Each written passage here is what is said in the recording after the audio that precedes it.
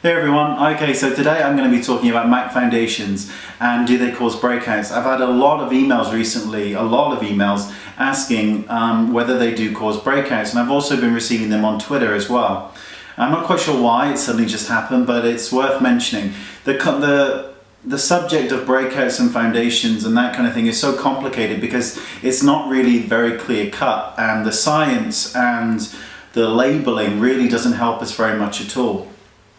I think the reason that MAC foundations and people say that they cause breakouts is because most people are very familiar with MAC and have tried MAC products. I think more people try MAC than they probably do Lancome or Estee Lauder or all those other companies out there that are high-end, because MAC, it's like inbred in us. Those that love makeup, we know MAC, we like MAC, we love MAC.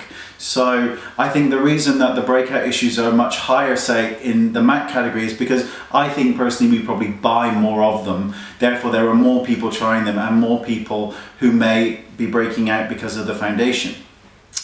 Now, I know I've mentioned some of these things before, but it is really worth bearing in mind when you're looking for a foundation, regardless of whether it's a MAC foundation or any other foundation, is the two words that are thrown around, which is non-comedogenic and non-acneogenic. Now, the FDA doesn't even understand these words. They are not regulated at all, which means any single product out there can legally state on their product non-comedogenic or non-acneogenic or whatever else they want to say will not cause acne. They can absolutely write it because it's rotten that they can write it. They should not be able to write it, but they can.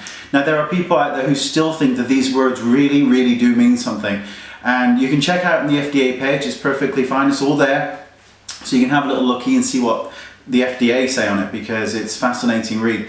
But the other thing is, let's just pretend for 1 minute that those words really do have some merit in the world. When we are looking for products that won't break us out, I'm prone to breakouts. A lot of people are, and it's very depressing. You're spending a lot of money on your products and they're causing reactions. So let's just pretend that that word, non-comedogenic, whatever, really does exist in the world, and it really does matter. Now, what you need to know first and foremost is how the test was performed. You see, if the foundation that's non-comedogenic was performed on 100 people who have never had a breakout in their entire life, the results might be very different from somebody in their teenage years or in their 20s or 30s who have suffered from breakouts their entire life. So unless you know every single detail about the study, the claims are absolutely pointless, because they just make no sense. You need to know every single bit about the test, who it was performed on, the age groups. Did they have breakouts? Did their breakouts get worse? Have they ever had a break? You need to know so many things about it that it makes the claims pointless. So, will MAC foundations break you out? The truth is, and this is the honest truth, is that you just don't know. And MAC foundations are no more prone to breaking you out than any other foundation out there, because they are all problematic to certain people. Everything, bar say maybe water, is problematic. Mineral oil gets a terrible rap as being really bad, and it blocks the skin. But the truth of the matter is, and again, this is on databases, it's in medical journals, it's in dermatology journals.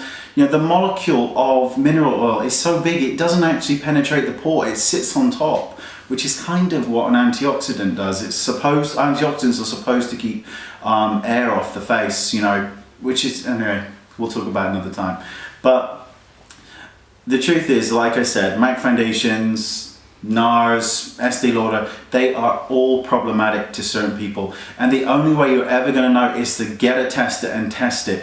And I know that some of the people at the tester counters are nightmares, and I do understand that. I've done a video on how to deal with nightmare staff at the counter, because I'll be honest with you, my experiences are almost always really lovely, but there have been those occasions where I've got into altercations with them because they are so unhelpful. And there's ways of dealing with that, because you want to be nice, because you want to go to heaven as well, so you don't want to be mean to them.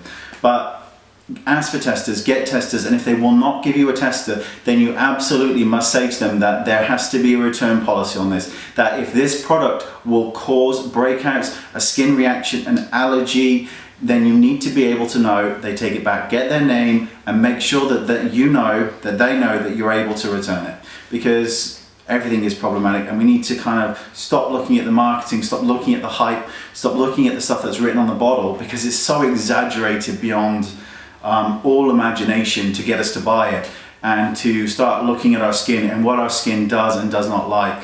Because I know for a fact that there are certain foundations that my skin absolutely did not like at all when I test them, and you can almost see that there is an irritation going on. And then there are other ones that people have major problems with that don't do anything to me. So like mineral foundations with bismuth oxychloride in, doesn't do anything to me, doesn't make me itch, it doesn't make me break out, and yet there are a whole host of people who have major problems with that ingredient. So it swings and roundabouts.